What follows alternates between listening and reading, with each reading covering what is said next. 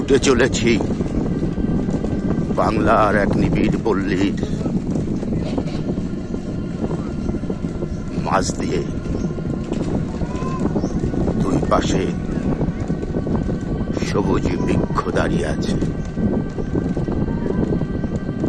কোন বৃক্ষ এ জাতির নিজেরাই লাগিয়েছে, কোন বৃক্ষ হয়েছে আত্মজ্বালা। মনে হয় সবুজের সমারোহ, তারপর দিয়ে অবিরাম ছুটে চলা। কখনো মনে হয় এক সবুজের সুড়ঙ্গ, দুপাশের গাছ করেছে এক মিতালি।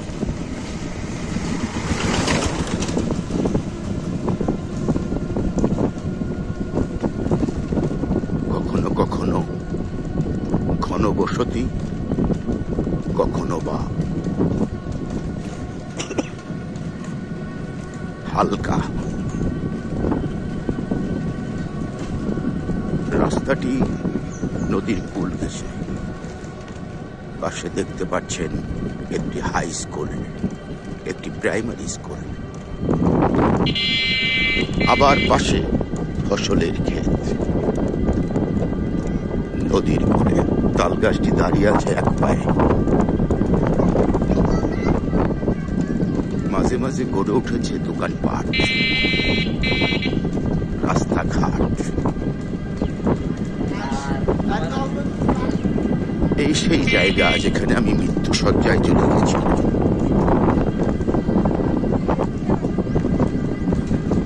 কিছু কিছু আম গাছে মুকুল এসেছে, কিছুদিন পরে কুটি আসবে।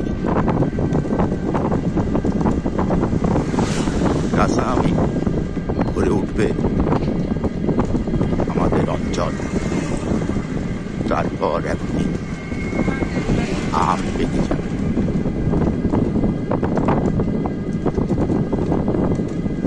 আগে প্রচন্ড ফলের গাছ ছিল আমাদের অঞ্চলে, এখন বেশিরভাগ কাঠের গাছ হয়ে গেছে।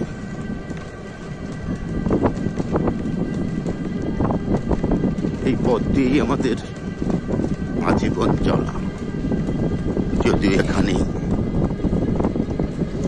একসময় পাকা রাস্তা ছিল না, হেঁটে যেতে হতো গ্রাম থেকে থানা হেডকোয়ার্টারে। রাস্তার দুপাশে ছোট ছোট গর্ত।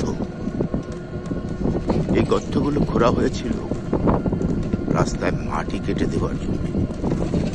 সামনে দেখতে পাচ্ছেন একটি নসিমন কাঠ বোঝাই। একে বলে কেজিডাঙ্গা বটতলা।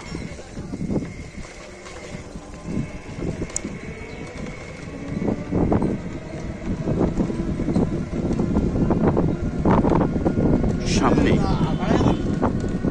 একটি বিশাল ইটের ভাটা।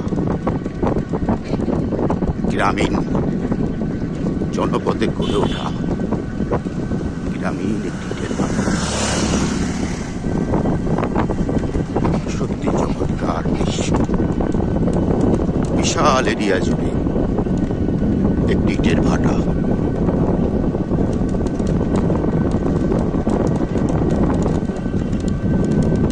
ইট পোড়ানো হচ্ছে, কাটা হচ্ছে, সারি সারিবদ্ধভাবে সাজিয়ে রেখেছে কাঁচা ইট। এই ইট কিছুদিন পরে আবার পোড়ানো হবে। এত অঞ্চলে এত বড় ইটের ভাটা আর একটিও নেই।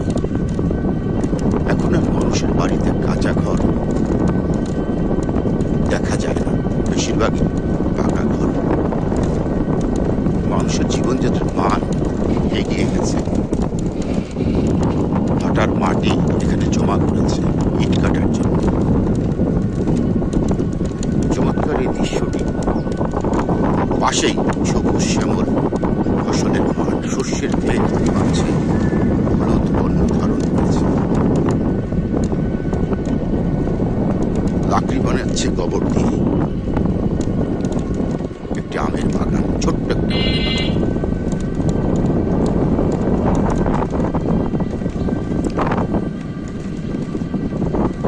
এই তো আমাদের পল্লী, যে পল্লীর ব্যাখ্যা পল্লীর মানুষই দিতে পারবে। পল্লীর ছবি রং তুলে দিয়ে আঁকা যায়, তবে সেটা আঁকতে হলে আপনাকে প্রথমেই পল্লীকে ভালোবাসতে হবে, অনুভূতির চোখ দিয়ে দেখতে হবে আমাদের পল্লীকে। যেটা দেখেছিলেন পল্লী কবি জসীমউদ্দীন, তিনি পল্লীকে খুব ভালোবাসতেন। তার লেখনীতে, তার অনুভূতিতেই ছিল পল্লীর বুক, পল্লীর মা, পল্লীর ছেলে, পল্লীর মেয়ে, সর্বোপরি পল্লীর মানব মানবী, বৃক্ষলতা, সবুজ, সব কিছুই ছিল তার ভালোবাসার মধ্যে। এখন চলে আসলাম আর একটি গ্রাম, গাজীপুর। দেখতে পাচ্ছেন একেবারে বারাসিয়ার তীর ঘেঁষে, বারাসিয়ার নদীর পাড়েই সংলগ্ন রাস্তা থাকবে। গাছের পাতাগুলো বুড়ো হয়ে গেছে, ঝরতে শুরু করেছে।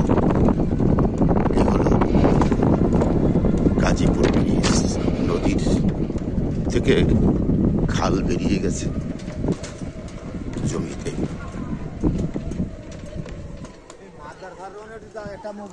এই হলো আজকের ব্রিজ।